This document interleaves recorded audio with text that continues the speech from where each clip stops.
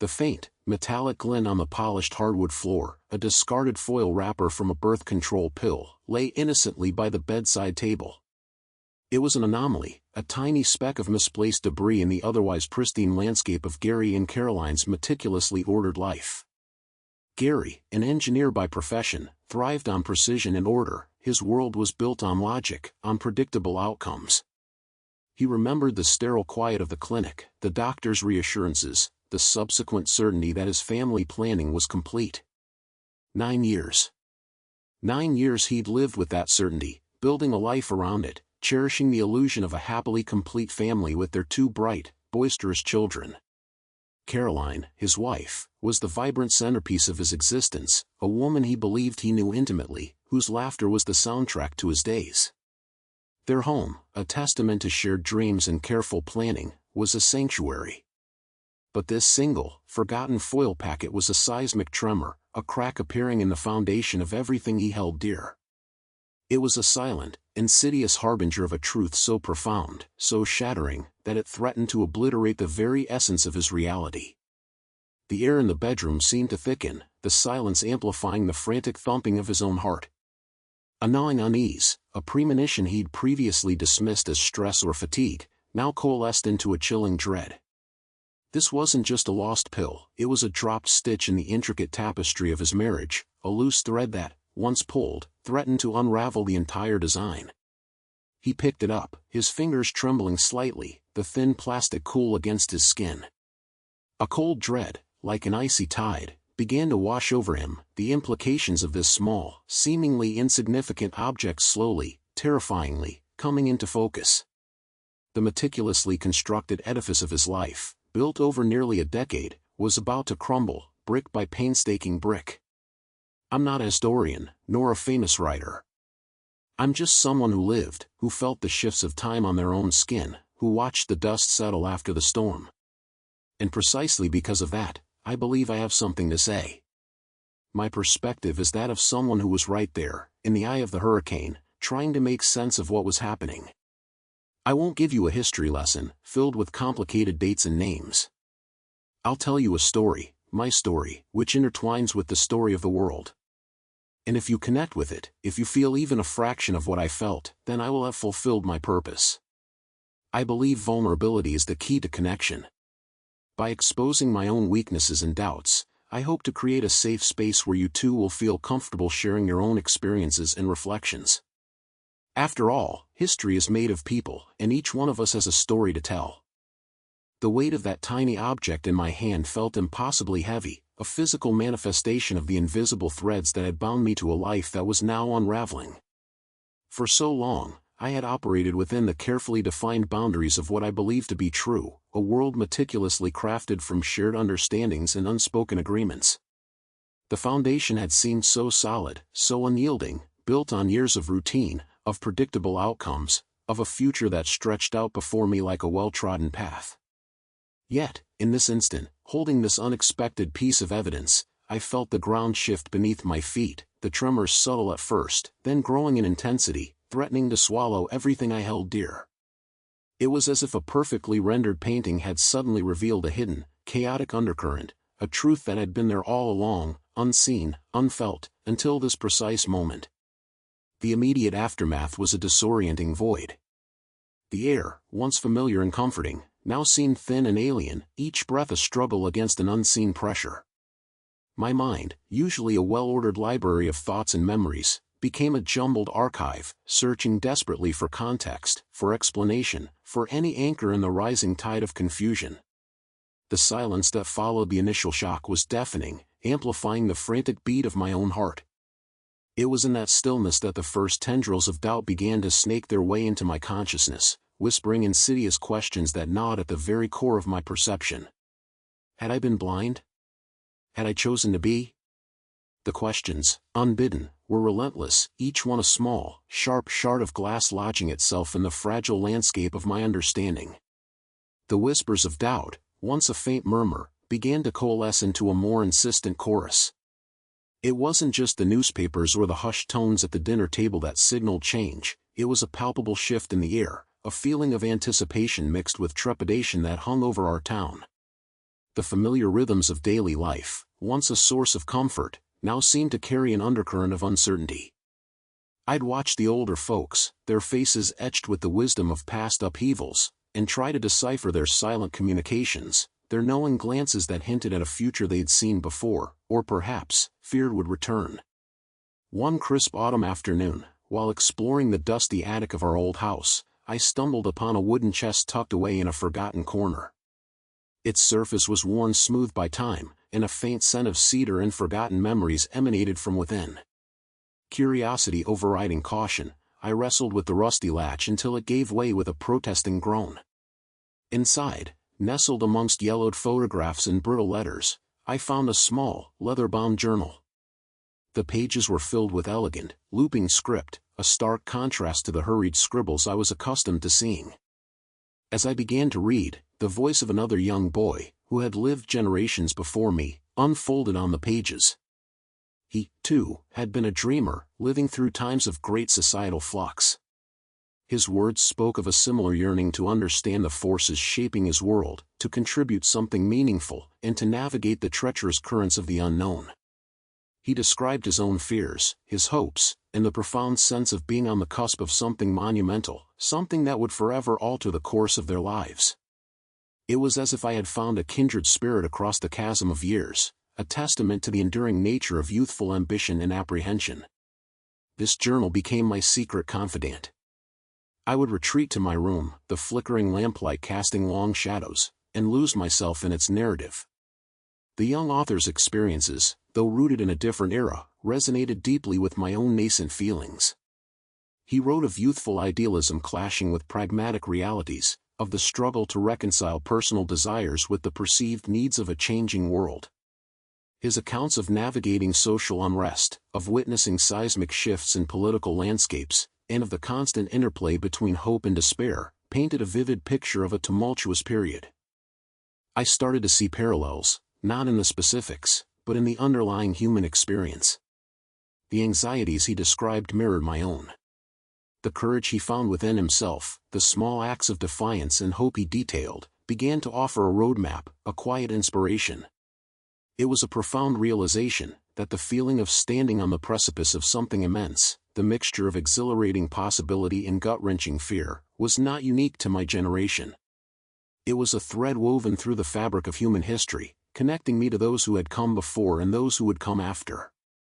The subtle yet constant shifts were more than just superficial changes, they were the outward manifestations of an evolving consciousness.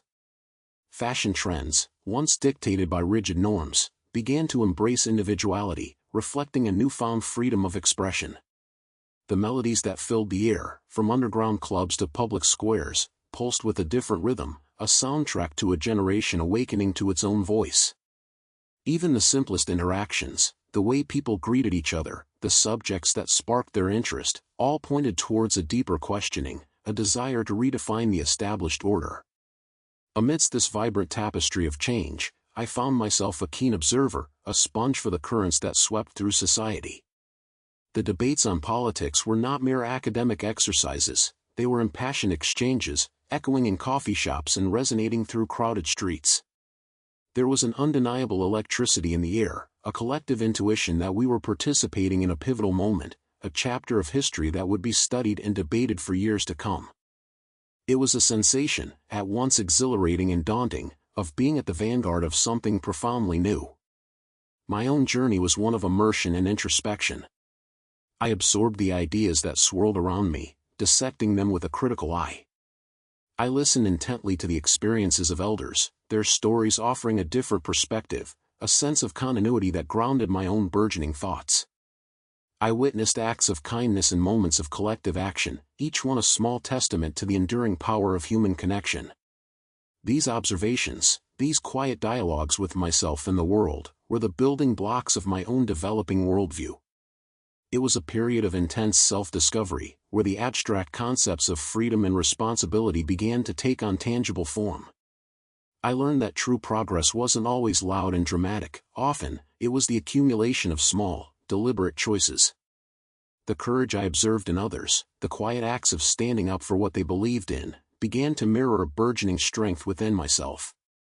This understanding, that my own search for meaning was part of a larger, universal human endeavor, offered a profound sense of belonging. The process was far from linear, marked by moments of doubt and uncertainty, yet the underlying trajectory was clear. Each new idea encountered, each challenging conversation, was an opportunity to refine my understanding, to shed preconceived notions, and to embrace a more nuanced perception of the world. It was a continuous dialogue between what I was being told and what I was beginning to feel, a slow but steady construction of my own moral compass. This era, with its palpable sense of transition, imprinted itself deeply upon my understanding of history. It was no longer just a collection of dates and events, but a living, breathing narrative, shaped by the collective will and the individual spirit. The constant flux, the push and pull between tradition and innovation, revealed the dynamic nature of human progress. And within this grand unfolding, I was learning to recognize my own place, my own unique contribution to the ongoing story. And then, the events began to unfold. One after another, like dominoes toppling in sequence. I participated in some, observed others from afar, and was affected by many more.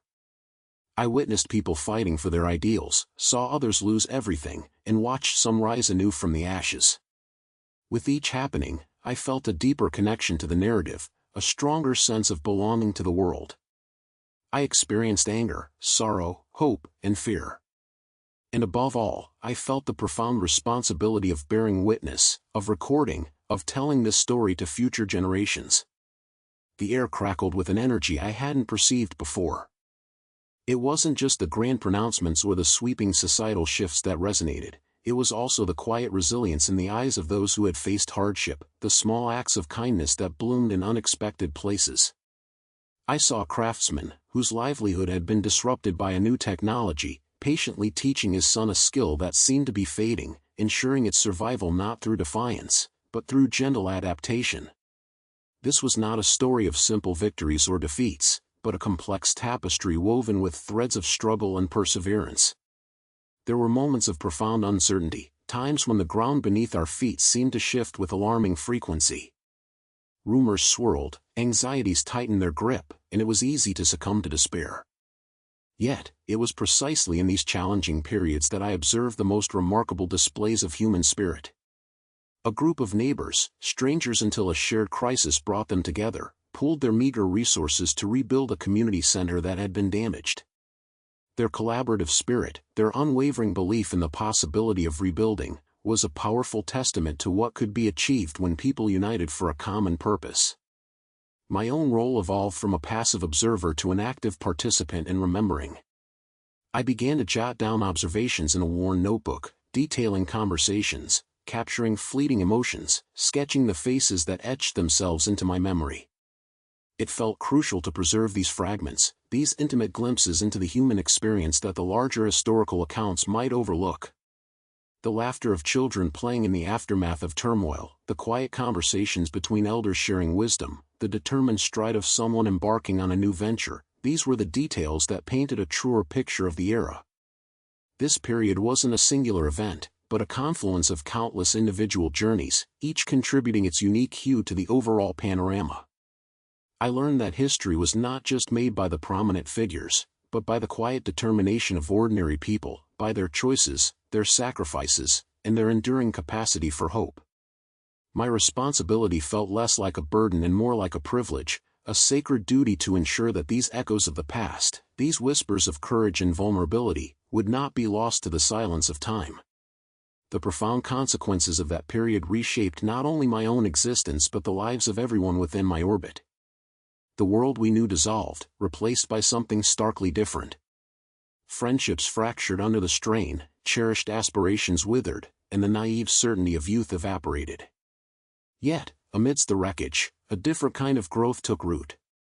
We discovered an inner resilience we never knew we possessed, a quiet fortitude that allowed us to navigate the storms. Wisdom, hard-won through experience, became our guiding light, and the collective desire to forge a brighter future fueled our every endeavor. The scars, indelible reminders of what we endured, became more than just marks of pain. They served as tangible testaments to our journey, markers of our resilience, and proof of our capacity to overcome. Each ache, each moment of shared joy, each arduous struggle had, in its own way, sculpted us. They were the unacknowledged architects of our present selves, the silent sculptors of our identities. Looking back, the passage of time illuminated the profound truth: the totality of our experiences, the full spectrum of our emotions, had been instrumental in forging who we had become. Every tear shed, every laughter shared, every battle fought had contributed to the intricate tapestry of our lives. This realization carried a weight, not of obligation, but of profound understanding. History, I now comprehended, was not solely the grand narrative of kings and conquerors. It was also woven from the quiet persistence of ordinary individuals, their deliberate choices, their selfless sacrifices, and their unwavering, almost defiant, hope in the face of overwhelming adversity. My role, once perceived as a daunting responsibility, transformed into a privilege. It felt like a sacred trust, a solemn duty to ensure that these faint echoes of the past, these hushed whispers of bravery and human frailty, would not be erased by the relentless march of time into oblivion. It was a mission to keep their stories alive, to prevent their struggles and their triumphs from fading into silence. The weight of their legacies, once a burden, had become a mantle of profound significance. Each faded photograph, each brittle letter, was a portal to a moment where lives intersected, where courage bloomed in the face of adversity. It was no longer about mere preservation, it was about reanimation, about breathing life back into narratives that deserve to be heard. My commitment deepened, evolving from a task into a calling, a quiet dedication to ensuring that the tapestry of their existence, woven with threads of joy and sorrow, resilience and vulnerability, remained vibrant and discernible for generations to come. This undertaking required a keen understanding, an empathetic ear to discern the subtlest nuances of their experiences, and a gentle hand to guide their stories from the shadows into the light.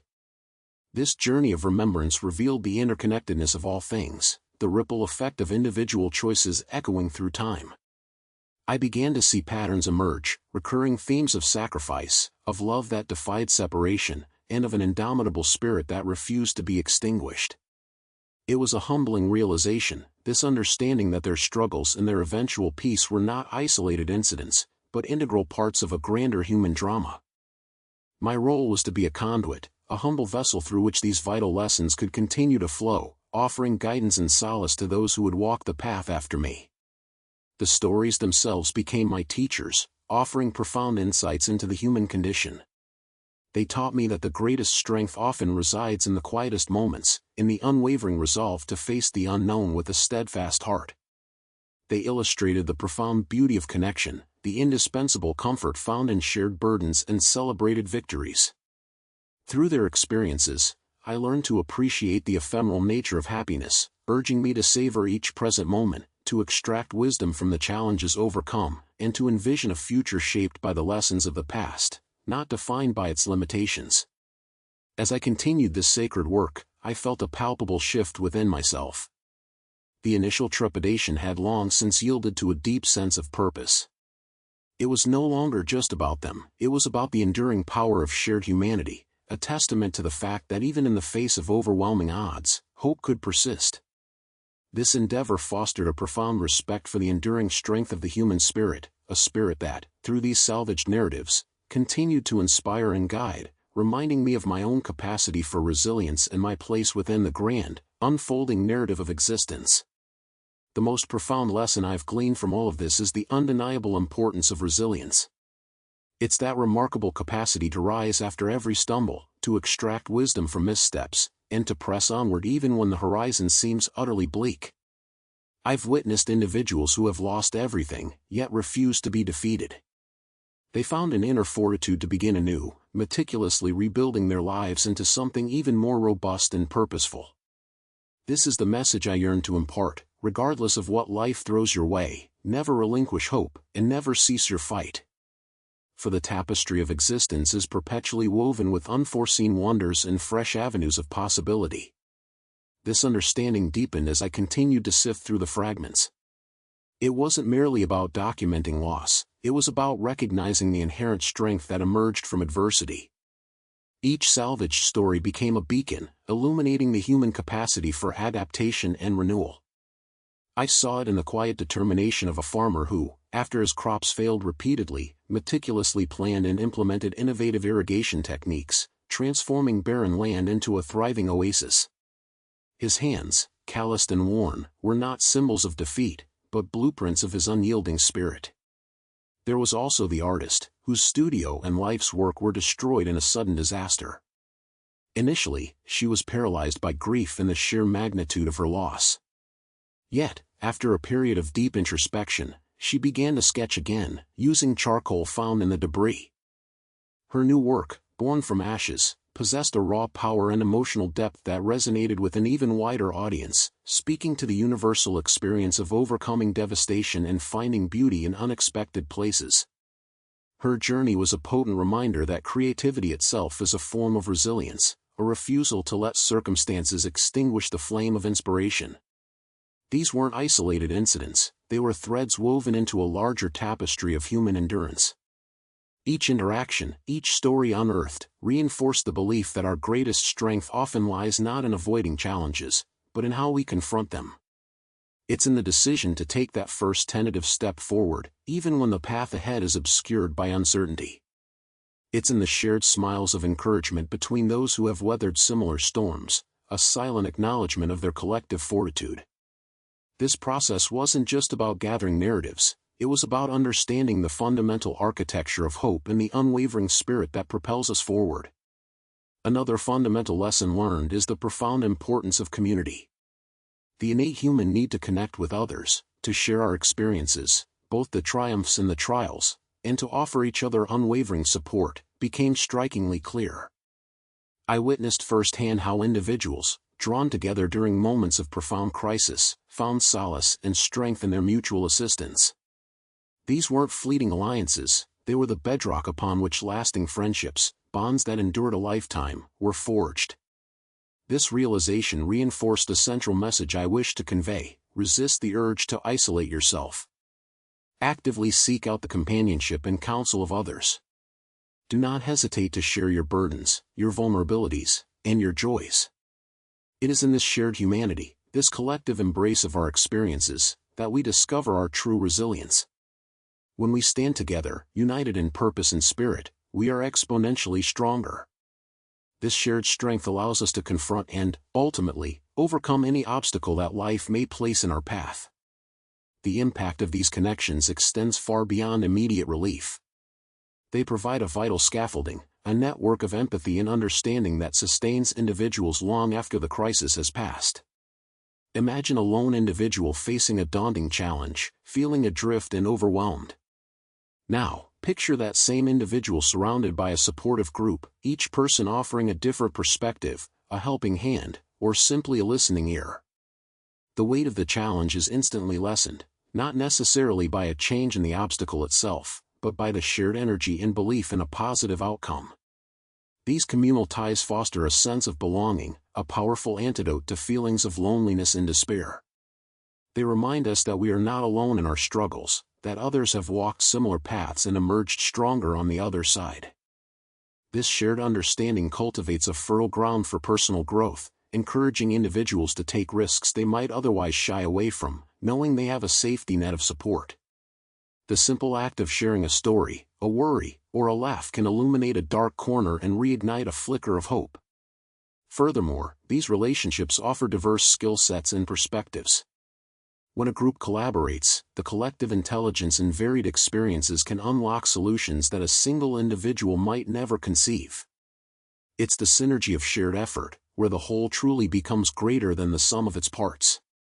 This is the essence of community, a dynamic interplay of mutual reliance and shared aspiration, a testament to the enduring power of human connection in the face of adversity. And finally, the most crucial lesson of all, the importance of living in the present. To cherish every moment, to value the small things, to love with all your heart.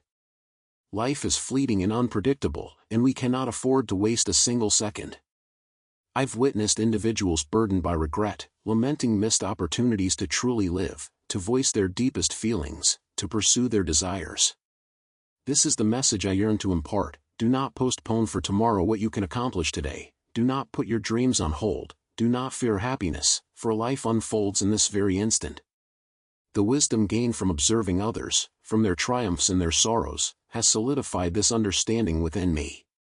It's easy to get lost in the past, replaying old mistakes, or to become consumed by anxieties about the future, conjuring scenarios that may never materialize.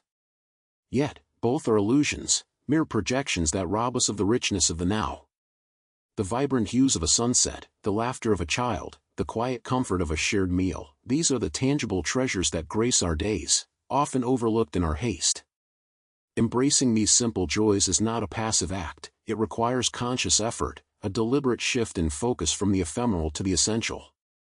This philosophy has permeated my own journey, influencing how I approach each interaction, each endeavor. It's about being fully present, whether in a bustling marketplace or a quiet moment of reflection. It means listening with genuine attention, speaking with sincerity, and acting with purpose. The fear of judgment or failure can be a powerful inhibitor, a silent thief of potential experiences. However, the greater regret often lies in the actions not taken, the words left unsaid, the love withheld. To choose courage over comfort, to step outside the boundaries of one's perceived limitations, is to unlock a profound sense of fulfillment. The tapestry of life is woven with these choices, each one a thread contributing to the final design.